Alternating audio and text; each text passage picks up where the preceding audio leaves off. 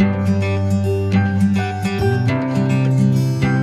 Students, आज हम पढ़ेंगे चैप्टर नंबर 5 ऑर्गेनाइजिंग यानी संगठन। तो हमें मतलब समझ ज़रूरत है पहले कि संगठन होता क्या है, मीनिंग ऑफ ऑर्गेनाइजिंग क्या होती है। देखिए, जब हम अपनी मैनेजमेंट का फर्स्ट फंक्शन परफॉर्म करते हैं, यानी जो अभी चैप्टर हम पढ़कर आए प्लानिंग का, यानी जब हम प्लानिंग बना देते हैं किसी भी ऑब्जेक्ट को अचीव करने के लिए, अपने बिजनेस के अंदर वो चीज़ परफॉर्म करने के लिए, तो हमारा दूसरा स्टेप क्या होता है, जो हमने प्लानिंग बनाई है उसके ऊपर कार्य करना। अब हम उस पर ऊपर कार्य कब करेंगे, जब हमारे पास जिन जिन संसाधनों की, जिन जिन चीज़ों की ज़रूरत होगी, जब हम उनको क्या कर लेंगे, अपने पास रख लेंगे, अपने पास ले आएंगे, तभी हम उन सभी चीज़ों पर काम कर सकेंगे। तब उसी जो चीज़ संगठित की जा रही है और संगठित के साथ एक संगठन के साथ वो काम परफॉर्म किया जा रहा है, उसी को क्या बोला जाता है, ऑर्गेनाइजिंग बोला जाता है। अब फॉर एग्जाम्पल एक एग्जाम्पल लिया जाए, जैसे हमारे स्कूल के अंदर कोई इवेंट फंक्शन होता है, कुछ भी चीज़ होती है, तो उसमें जितना भी काम होता है, लाइक टेंट का, लाइटिंग का, ग्राउंड का, सभी चीज़ें, मतलब जितनी भी काम है, तो उनको कोई एक पर्सन तो करता नहीं है, तो उन सभी की क्या होती हैं, कैटेगरीज, संगठन बटे हुए रहते हैं। यानी कि टेंट का जो संगठन है वो सिर्फ टेंट का काम करेगा, लाइट वाला लाइट का काम करेगा।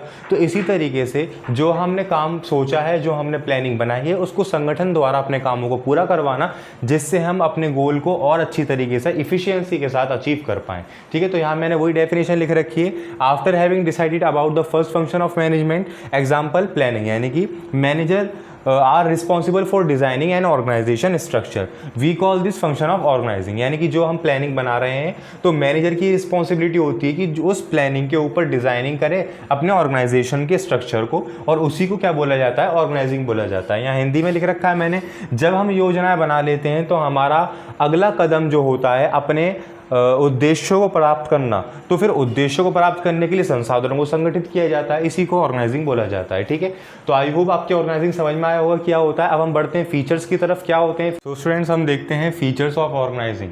तो ऑर्गेनाइजिंग के हमारे पास फीचर्स क्या क्या हैं। देखो, फर्स्ट आता है डिवीज़न ऑफ वर्क, यानी कि जो हमारा काम है उसका डिवीज़न कर देना।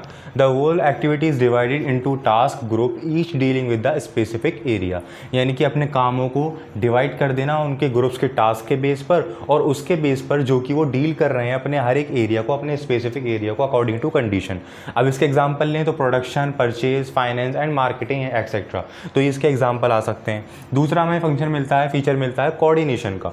कोऑर्डिनेशन मतलब सभी के बीच में एक तरह से संतुलन बना रहना। तो coordination relation established among the various group to enable smooth interaction, यानी कोऑर्डिनेशन इज बहुत इंपॉर्टेंट है हर एक काम को करने के लिए और एक इनेबल करने के लिए, स्मूथली रन करने के लिए। ठीक है, तो ये बना रहता है हमारा कोऑर्डिनेशन। तीसरा आता है हमारे पास common objective, people are able to work collectively and effectively for a common purpose, यानी इसका मतलब ये है कि जो हमारे पीपल्स हैं जितने भी संगठन के अंदर, वो वर्क तो करें कलेक्टिवली यानी संगठित होकर, और दूसरा effectively for a common purpose, सभी का पर्पस तो कॉमन ही है, तो एक कॉमन पर्पस, एक कॉमन उद्देश्य की तरफ हम काम करें एक अच्छी तरीके से और कलेक्टिवली होकर। ठीक है, फोर्थ आता है हमारे पास प्रोसेस। तो organising essentially implies a process which coordination human efforts assemble resources। तो इसका मतलब ये है कि देखिए स्टूडेंट्स, ऑर्गेनाइजिंग का मतलब क्या होता है, बेसिकली जो हमने प्लानिंग करी है उसको प्रोसेस के अंदर लाना। तो ये इसका फीचर बन जाता है कि जो ऑर्गेनाइजिंग इसेंशियल इम्प्लीज, यानी कि जो हमने काम प्लानिंग पर तैयार कर दी है उसको इम्प्लीज करना अपने प्रोसेस के अंदर। क्या क्या होती है, कोऑर्डिनेशन ह्यूमन एफर्ट्स की और द असेंबल रिसोर्सेज। ठीक है, तो इन दोनों को मिला के क्या बन जाता है, हमारा प्रोसेस रन करने लग जाता है किसी भी मैनेजमेंट का, किसी भी बिजनेस का। फिफ्थ आती है ट्रांसलेटिंग प्लान्स। इसका मतलब क्या है, देखिए organising is a mean for translating plan into action, यानी ऑर्गेनाइजिंग का सीधा सा मतलब यही है कि जो हमने प्लान बनाया है उसको कन्वर्ट करना है एक्शन के अंदर। तो ये हमारा फिफ्थ फीचर बन जाता है, translating plans in the organisation. ठीक है, और सिक्स्थ आता है हमारे पास organisation is a machine of a management. इसका मतलब क्या है, organisation is a machine of the management. इसका मतलब ये देखो, if the division of work are not properly, are not created correctly, the whole system of management are not perform correctly. तो इसका मतलब ये है कि अगर हम ऑर्गेनाइजिंग का वर्क भी कर रहे हैं, इन केस अगर हम ऑर्गेनाइजिंग का वर्क अच्छी तरीके से नहीं करते, यानी कि अपने ग्रुप्स को उनकी कैपेबिलिटी के हिसाब से काम नहीं देते या फिर ज़्यादा दे देते हैं, तो बेसिकली कुछ भी हो, अगर हम काम का डिवीज़न अच्छी तरीके से नहीं करते तो हम क्या कर सकते हैं, गोल को अचीव करने में पीछे रह सकते हैं और हमारी मैनेजमेंट भी क्या कर सकती है, अच्छे से काम नहीं कर सकती। अगर हम क्या कर सकें, अगर हम गलत हमने मैनेजमेंट कर दी, गलत ऑर्गेनाइजिंग कर दी तो ठीक है। तो ये हमारे कुछ 6 फीचर्स होते हैं। आई होप आपके क्लियर हुए होंगे। अब हम बढ़ते हैं इंपॉर्टेंस के ऊपर। इंपॉर्टेंस ऑफ ऑर्गेनाइजिंग में क्या क्या चीज़ें हमें देखने को मिलती हैं। फ्रेंड्स हम बढ़ते हैं इंपॉर्टेंस ऑफ ऑर्गेनाइजिंग के ऊपर। तो इंपॉर्टेंस हमारी क्या क्या आती है ऑर्गेनाइजिंग की। फर्स्ट आती है benefit to specialisation. Doing the same time task time and again allows a worker to gain experience in that area and leads to specialization। इसका मतलब ये है कि जब हम अपने काम को संगठनों के ऊपर छोड़ देते हैं तो जिस भी संगठन के ऊपर छोड़ते हैं वो उस काम के अंदर क्या होता है, उनका एक्सपीरियंस हासिल होता है, वो उस काम में मास्टर होते हैं। जैसे फॉर एग्जांपल हमारे घर में जैसे कोई शादी का फंक्शन हो रहा है तो हमने अपना काम क्या छोड़ दिया, टेंट वालों पर छोड़ दिया कि भाई आपको यहाँ टेंट लगाना है। तो उनको क्या है, इस चीज़ का एक्सपीरियंस है, वो हमसे बेहतर ये काम कर सकेंगे। तो इसमें हमारे ऑर्गेनाइजिंग करने में ये बेनिफिट रहता है, हर एक काम को स्पेशलाइजेशन हो जाता है जिससे वो और बेटर वे में होता है। सेकंड आता है हमारे पास क्लैरिटी इन वर्किंग रिलेशनशिप, यानी कि क्लियरिटी बनी रहती है वर्किंग के और रिलेशनशिप में हमारे जो हमने उनको गोल दिया है। Organising clarify the working relationship among the employees and specific वो is to be report to form, यानी कि वो जो कि हमने उनको रिपोर्ट देने के लिए काम दे रखा है, ठीक है। तो उसमें हमें रिलेशनशिप क्या चल रही है दोनों में, वो हमें क्लियरिटी बनी रहती है ऑर्गेनाइजिंग के थ्रू। थर्ड आता है हमारे पास optimum utilisation of resources. It leads to the proper usages of all material, financial and the human resources. यानी कि जब हम ऑर्गेनाइजिंग के थ्रू अपना कोई काम करते हैं, संगठन बनाए कोई काम करते हैं, तो हमारा क्या रहता है, ये क्लियर रहता है कि हर एक चीज़ का एक प्रॉपर वे में यूज़ हो रहा है, ना तो वो ज़्यादा यूज़ हो ना ही कम यूज़ हो, हर एक चीज़ का एक बेटर वे में यूज़ हो ताकि हम क्या कर सकें, अपने गोल को अचीव कर सकें इन द बेटर वे, ठीक है। फोर्थ आता है पास हमारे पास अडेप्टिंग टू चेंजेस, यानी कि organising allows to the organisation structure is to be suitable modified of the smooth transition. यानी कि ऑर्गेनाइजिंग जो संगठन का काम होता है ये हमारे ऊपर होता है कि हम अपने ऑर्गेनाइजेशन स्ट्रक्चर को किस तरीके से मॉडिफाई कर दें अपने काम को करने के लिए। तो इसमें क्या रहता है, हमारे चेंजेस करने के लिए ऑर्गेनाइजेशन हमें खुद अलाउ करती है कि भाई आप मॉडिफाई कर सकते हो ऑर्गेनाइजेशन के स्ट्रक्चर को, ताकि आप क्या कर सको, गोल अचीव कर सको और एक अच्छे बेटर वे में क्या कर सको, स्मूथली ट्रांजिशन हो काम कर सको, ठीक है। तो ये कुछ हमारे फोर्थ इंपॉर्टेंस आते हैं और 3 इंपॉर्टेंस बची हैं, हम उनके ऊपर मूव करते हैं क्या क्या चीज़ें हैं। सो स्टूडेंट्स ये कुछ 2 और हमें इंपॉर्टेंस देखने को मिलती हैं अपने ऑर्गेनाइजिंग की। तो आती है हमारे पास इफेक्टिव एडमिनिस्ट्रेशन, यानी कि organising make a clear mention to each and every job and related duties which help to the avoid confusion and duplication.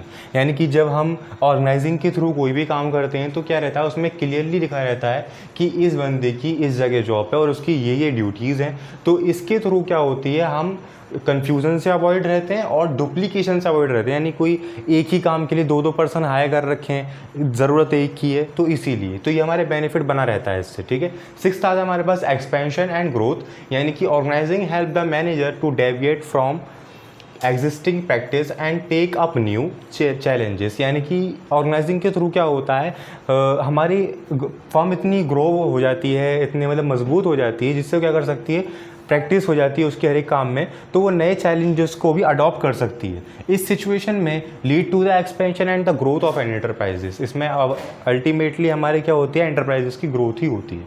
तो ये कुछ थे हमारी importance of organising. I hope आपके क्लियर हुए होंगे।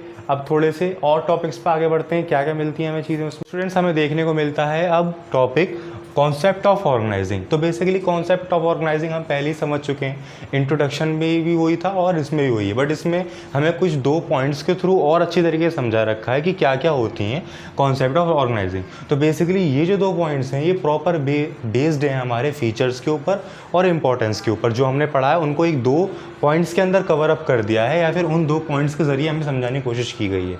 तो फर्स्ट पॉइंट जो आता है वो आता है organising as a process and second one is organising is a structure relationship. तो ऑर्गेनाइजिंग एज अ प्रोसेस का मतलब यह होता है कि organising is a not a function that can be performed at a single stroke but it is a chain of various function. यानी कि ये तो हमें पता चल गया संगठन का मतलब एक से ज़्यादा लोगों का समूह।